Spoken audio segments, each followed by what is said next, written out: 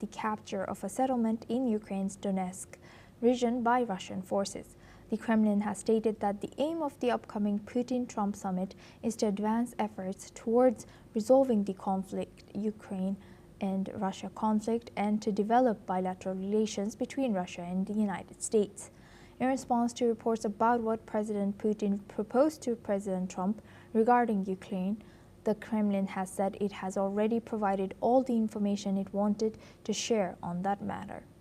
The Kremlin has also added that it has received contradictory signals from Ukraine regarding peace efforts, but they continue to communicate with the US on this issue. The Kremlin has stated that full work on the Putin-Trump summit is just beginning, and serious discussions are underway regarding a potential peace deal in Ukraine.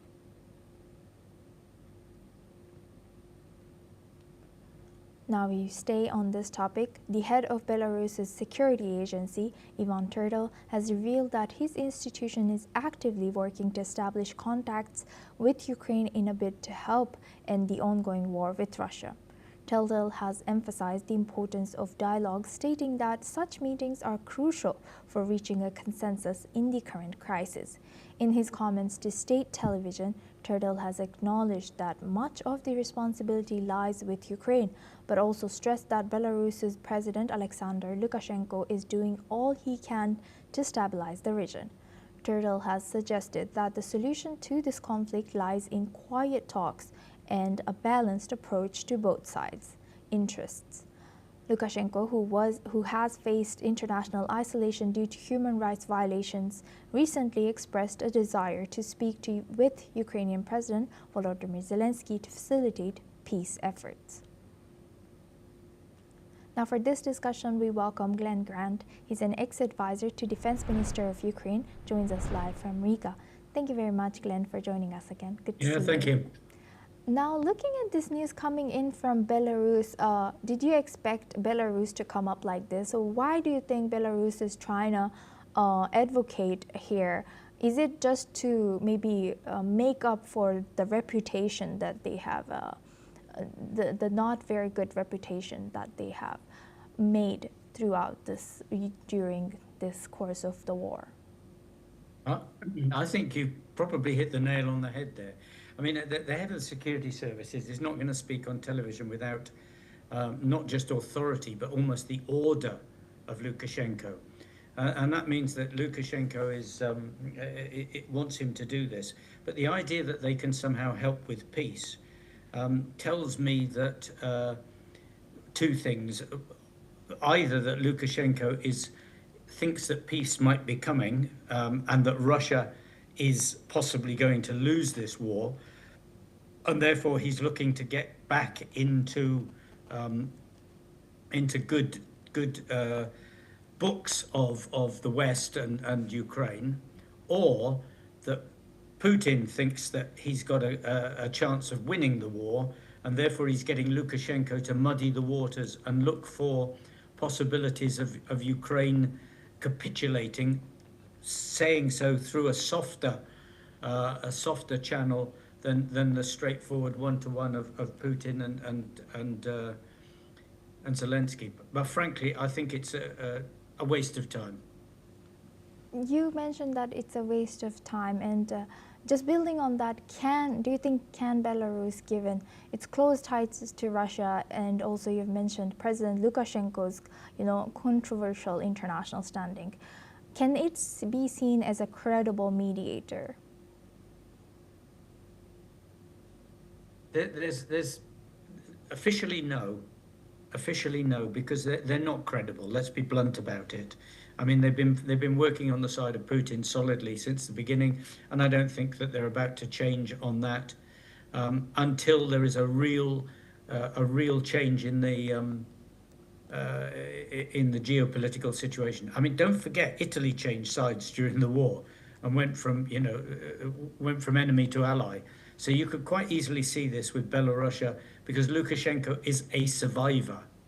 But having said that, there's always been quite good links between the Belarusians and the Ukrainians, because remember that when you take away the government, i.e. Lukashenko and his thugs, that the people of Belarus are actually really nice people, which is one of the reasons why they get caught with a bad government, because they are nice and soft people.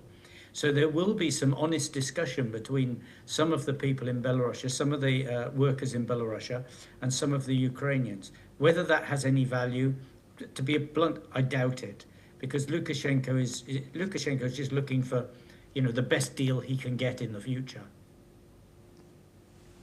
And lastly, can a Trump-Putin summit, if it happens, genuinely contribute to peace in Ukraine? Well, let's be blunt. At the moment, nothing, because Putin is not about to give in. At least there is no evidence at the moment that Putin is going to give in. I mean, he may get ousted if the petrol shortage gets worse and keeps going. Then a lot of companies and a lot of people are going to start getting really, really unhappy in Russia. But we're not at that stage yet. They're still in the suffering. We're great Russia. We're suffering stage. So Putin is not going to give in. He thinks he's winning. And especially now that he's got Trump totally on his side, he thinks, it's now Russia and America versus Ukraine, Russia and America and Hungary and Slovakia and the Prime Minister of Czech Republic, all versus Ukraine. So he thinks he's on a good deal. On the other side, Zelensky cannot afford to give in, because the country is 100% behind not giving in, because they've lost too much blood, and the more that they see things like being undercut by Trump, then they get more stubborn, not less. Right. Thank you very much, Glenn, for sharing that insight. Please stay with us as we come back to you for our next discussion as well. Thank you. Now we stay in the region. According to reports, Defense Minister John Healey is set to announce on Monday that Britain is drafting new powers to allow troops to shoot down unidentified drones that threaten military bases. This move comes as a response to the growing threat, particularly in Europe last month. 19 drones crossed the Polish border and Russian jets violated Estonia's airspace, which Russia denies. At the same time, there were claims of Russian interference with Moldova's election. Healey will state that the new powers, part of the Armed Forces Bill, will allow military personnel to shoot down drones over UK military sites. Currently, counter-drone technologies track and divert incoming drones, but the new rules will provide the option to engage drones on site. The UK government has not ruled out extending these powers to airports as well. Now for this discussion, we go back to Glenn Grant. He's an ex-advisor to Defense Minister of Ukraine, joins us live from Riga. Thank you, Glenn, for staying with us. Glenn, now looking at this, as we have talked about these kind of topics many times, we did mention that, this is very slow progressing, all this deterring drones, etc. It's moving super slow. But do you think that this will be benefiting UK to protect its airspace? That is a very good question. I mean, there are a couple of things with this. I mean, one is that, of course, that drones have now been regularly over Germany, not just over Poland, regularly over Germany, and of course over Denmark, and also Finland. So this is a European-wide problem.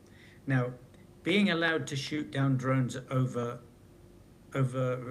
camps, military camps, beggars a few questions. What are they going to shoot them down with? I mean, I'm not sure that many commanding officers of camps are going to be very happy with their soldiers firing lots of rifle bullets into the air, because those bullets come down somewhere. Does the rule give them immunity if they fire at a drone, miss, and someone is killed? So I would need to see that law and see what it's written in there before I could comment on whether that is a good thing. The second is, bullets are not normally the best thing for firing at drones, because drones flip around the sky quite quickly, and they're extremely difficult to shoot at. And most camps will not have any other system other than rifles to shoot. And the problem is less camps than it is airfields. because drones actually, they really can disrupt the airways around the country. So lots of big questions. Will it help? Hey, it looks good, but I'm not sure it will. But on the other side, they also need a law to allow soldiers to fly drones in training more. There are still places, camps in UK, where the soldiers cannot fly drones to learn to train. So there's a lot more to be done on this by the UK government. Right, and since also we touched on this before, but we said that not every drone is identified, and there are so many drones that we don't even know what are they capable of right now. So what are the potential security benefits and risks of authorizing military personnel to shoot down these identified drones over sensitive sites, and what will be or who will be taking accountability in case it was just, I don't know. These are really, really good questions. And you're right, because we can still buy drones in the shops. That's the first thing. So small drones can be flown, and many army bases have got housing estates next to them. So what do you do with a 7 or 10-year-old boy who's got his first drone and he's flying it and it goes close to the camp? It's very hard with drones to actually tell, is that a small off-the-shelf bought in the supermarket drone, or is it flying quite high, or is it actually an enemy drone with cameras on it recording what's going on in the camp and looking at it? So I don't know. I don't know how they're going to solve this either, because if you're a soldier on guard with a rifle and a drone flies past, you're going to be quite cautious about just firing at any old drone, because you don't know whose it is, what it is, and what people are doing with it. And as a European, Glenn, just assuming that you're European here, but as a European, how do you see or feel about this change in Europe? All this and becoming more defensive, also arming. How do you see this change?